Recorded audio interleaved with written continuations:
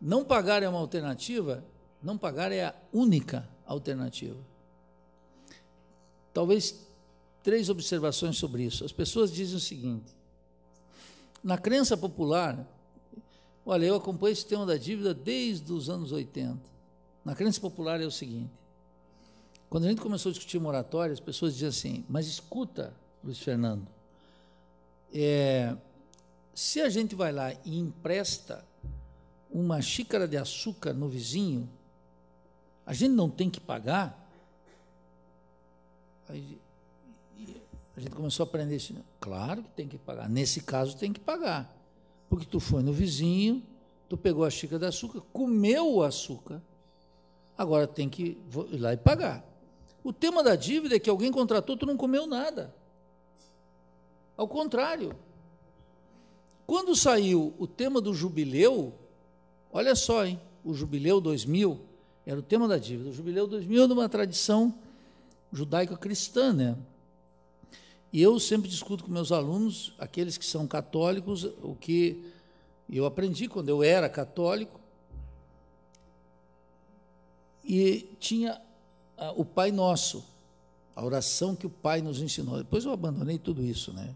Evoluí na vida e fui para outra situação. E diz lá, o pão nosso nos dai hoje, perdoais os nossos pecados, perdoai as nossas dívidas, como nós perdoamos os nossos devedores. Era daquela tradução judaica, é o seguinte: a cada 50 anos se zeram as dívidas, se devolvem as terras, porque uma geração não pode ficar pagando pela outra.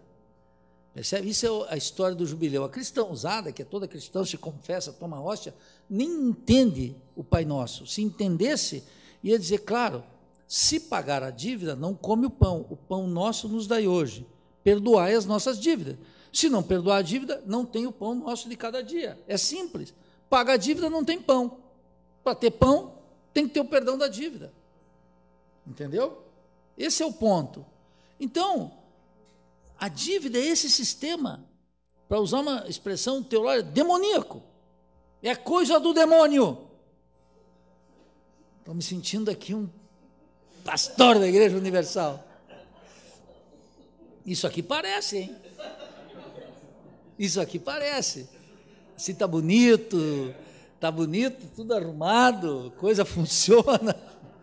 Então, veja, a dívida, Paulo, é o seguinte, não tem outra, porque eu expliquei aqui, é o problema do uso da linguagem.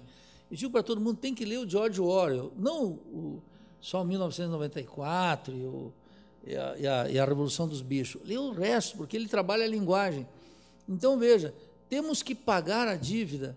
E quando tu vê a dívida funcionando, tu não paga, tu multiplica, então tu não paga. Então, para de usar que temos que pagar a dívida.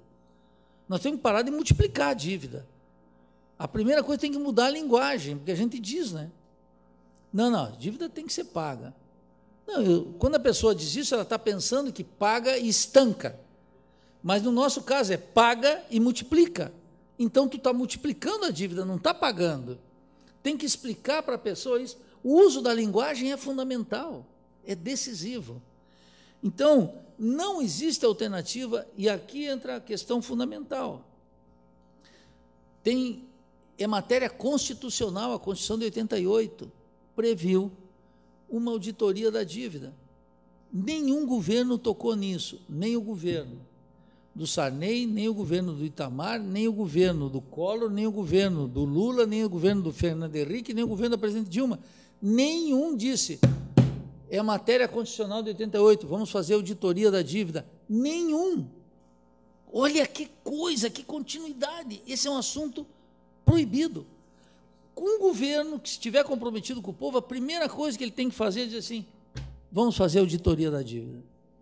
Lá no Equador ocorreu, termino com esse exemplo, lá no Equador, o presidente Rafael Correa fez, a Maria Lúcia Fatorelli participou, Alejandro Olmos participou, o Eric Toussaint participou, o Rodrigo Ávila participou, um monte de gente participou, e a dívida era 10 bi.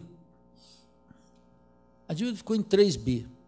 E minha estimada advogada, nenhum banqueiro recorreu à corte para reivindicar perdas. Nenhum. Sabe por quê? Porque eles iriam todos para a cadeia. Porque a quantidade de ilegalidades cometidas na contratação da dívida foi o que inibiu. Não foi o desprezo pela ganância, pelo lucro, porque essa eles nunca perderam. Mas eles sabiam que, se litigassem contra o Estado ia apresentar não só a conta, ia dizer, por favor, passe para a jaulinha que está ali. Então, ninguém reivindicou. Não caiu o mundo, o sol continuou nascendo aqui em Floripa, nós continuamos fazendo fronteira com o Rio Grande do Sul, minha terra, Joaçaba, está lá imutável, não aconteceu nada, o mundo não caiu, o planeta não desabou, está tudo normal. Mas quando fala, não mexa na dívida, porque vem aí uma Standard Poor's, vai dizer que caiu no rating, isso é pura ideologia. Claro, aí o que acontece? Se, eu estou falando, 10 bi pode parecer pouco, mas na época para o Equador é muito e para a economia equatoriana é bastante. Imagine se o Estado vê reduzido uma dívida de 10 para 3, é 1/3. A capacidade de investimento do Estado, imagine no Brasil, o exemplo que o Luiz Fernando está mencionando aqui. Sim, olha aí, ó.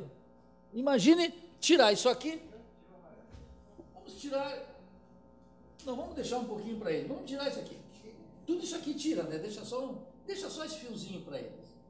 Não tira nada, tira tudo, olha aqui, não é uma loucura essa pizza aqui? Isso é uma loucura. Isso aqui, sabe o que parece? Um país em guerra.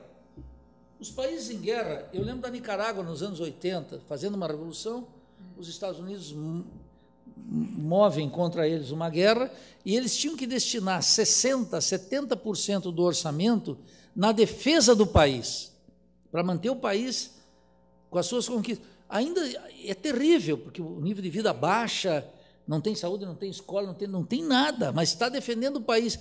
Nós temos uma guerra aqui sem ganho nenhum. O ganho dos banqueiros, dos rentistas, não tem mais sentido.